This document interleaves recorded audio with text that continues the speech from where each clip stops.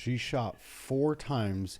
She's fighting a full-grown man, and she's still brilliant enough to give call to you to let you know that he's dumped his mat. I had a decision to make with two choices. Either stay in that house and find him and run towards, those screams. It went in near your right ear, came out your left eye. Is not to be gross, is the eye there? Is the eye gone? Fucking runs to me. The girls run to me. Hugs and all that, and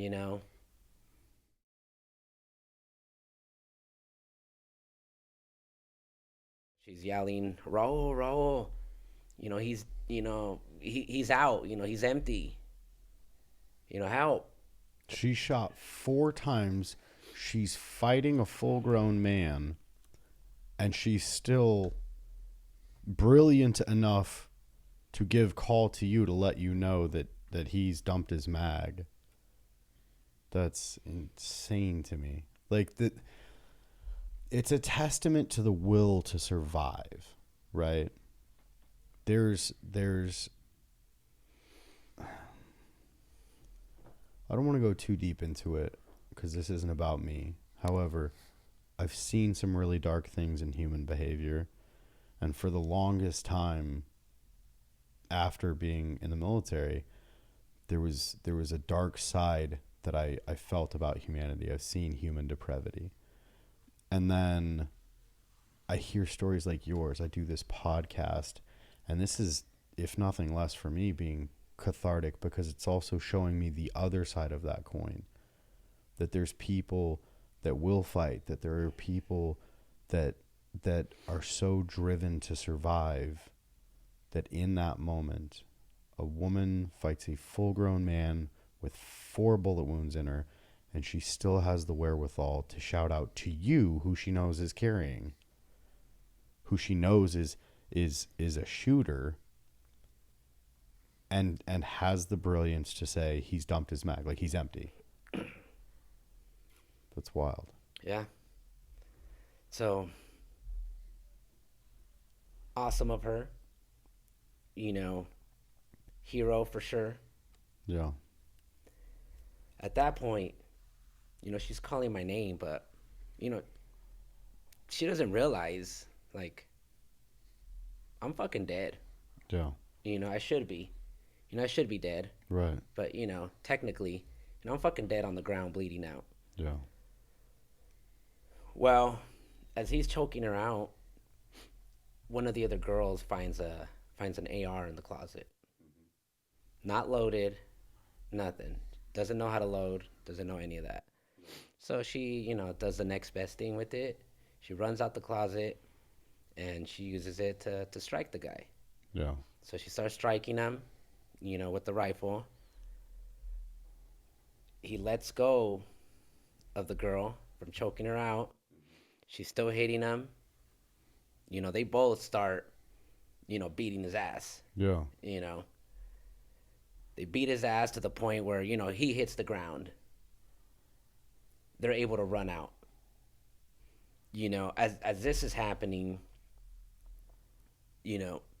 I open my eyes. I hear the screams, all the shouting, the commotion, everything. Confusion is going through my mind. I know something horrible happened. Don't really know what. Don't know who's gone. Don't know why. I mean, nothing. Your whole world is shook at that moment. I'm blind from one eye. Blood is covering my other. Can't see for shit. Can't hear much. Can't hear. Right eardrum, where the bullet went through. Yeah.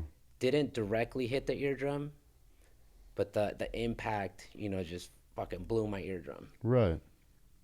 So all my senses, everything is off. Yeah. But something got me up. Something, told me it's not my time to go. You need to get up. Where's my family? where my girls, all three, and my unborn, so all my four. Yeah. Where the heck are they? At that point,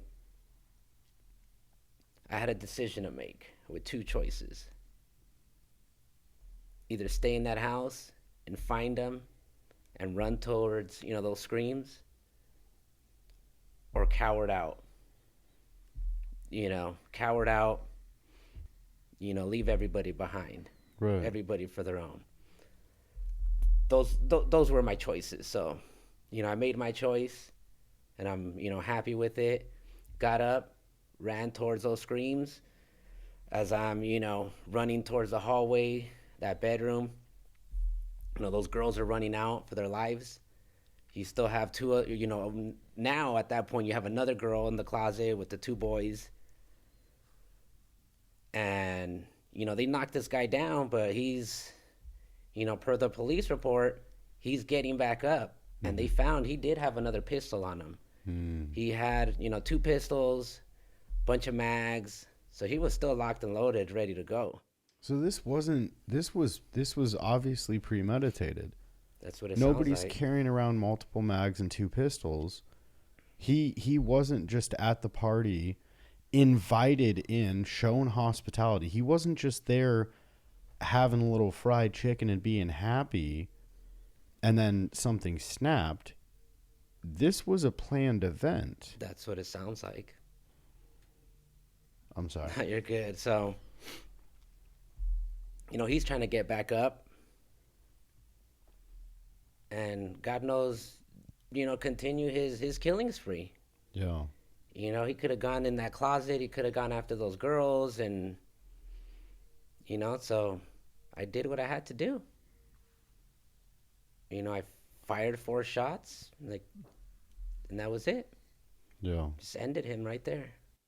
So you got up from the living room area that you were in, made your way down the hall. Right. So I was in the dining area. So I went through the dining room, cut a left. There's like a little small hallway and the master's right there. So went there and, so all this stuff, I'm knocked out. I had to do some, investigate, ask questions, and, I had to play detective.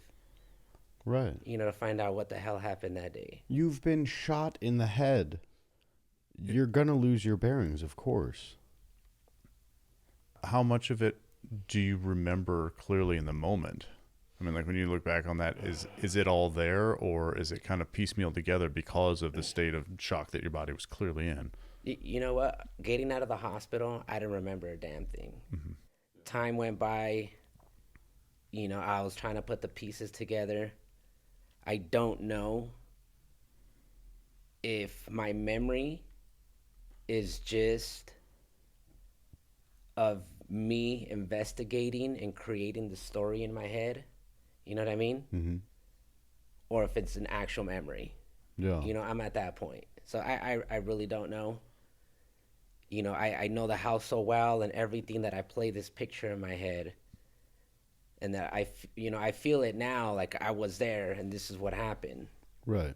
But, waking up in the hospital, I just woke up from, surgery and, they're patching my head and everything. And so, I was just out of it completely. So I see no other way to call this. You dispel the demon that was in the house, right? You end him and end the threat, but you don't know if there's multiple gunmen.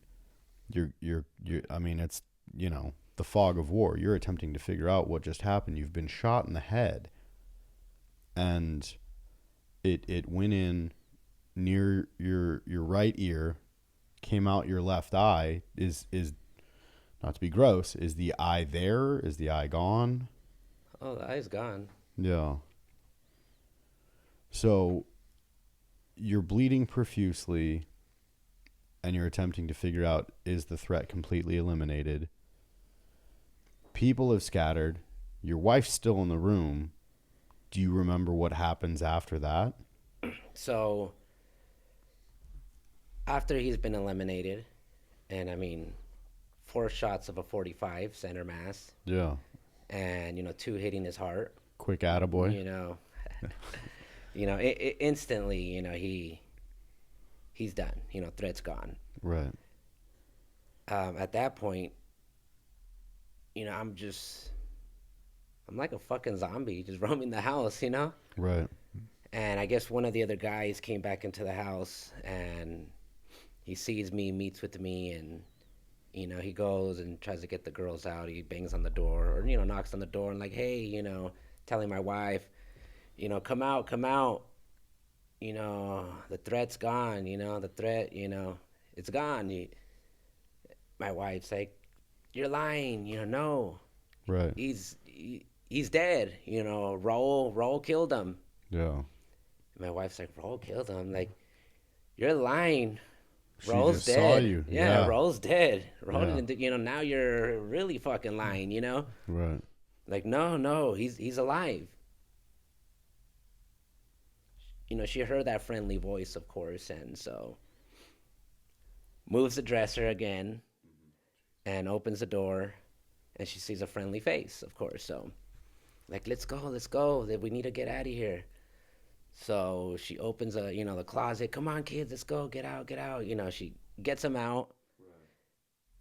She walks out that bedroom, and as soon as she walks out, she looks to the left. She sees me just like slouching, leaning all, just right there in the hallway on the wall. And, her words, you look like in a movie. You look like a freaking zombie, like right there. That's how she explained it, Yeah. I saw a damn zombie right there. But, she didn't care. She knew it was me. Yeah. Fucking runs to me. The girls run to me. Hugs and all that, and then she tells the girls, hey, follow this guy. So go with this guy, and they go out through the garage, big overhead. And I'm leaning on my wife, she's trying to hold me up, and we're slowly walking outside the house, towards the garage, to get out of the house. At that point, PD just pulled up. They're outside. They don't know what the heck is going on. Multiple calls, gunfire, and, stuff like that. The people that actually escaped, hey, there's a shooter, there's this, people are getting shot, of course, so they don't know what the heck's going on. Well, we're walking out. I'm leaning on my wife, arm around her and everything, with a 45 in my hand. Yeah. So... So, of course, at that moment, you have the whole PD just, have their ARs and everything just pointed right at me. Right. And rightfully so. I'm sure you understand, Of course. And so, like, drop your weapon. They just keep yelling. And am I listening? No. No, I'm not pointing anything at them, but, I'm walking out. I'm not listening. It took my wife to tell me, hey, drop your gun or you're going to get shot again. Right. I'm like, These guys shit. are... I'm like, oh, shit, you're right. So, I threw my gun, and my wife's yelling at them, we're the he's a victim, he's shot, he needs help, and, So they finally, get the attention off of me, and they just tell them, okay, go take him over there. They go sweep the house, and, find the gunman laying there. Nothing's going on anymore. It's all the aftermath, and yeah. And do you remember any of this? Like, or is it even still at this point, it's all pieced together and you really just come to in the hospital after surgery?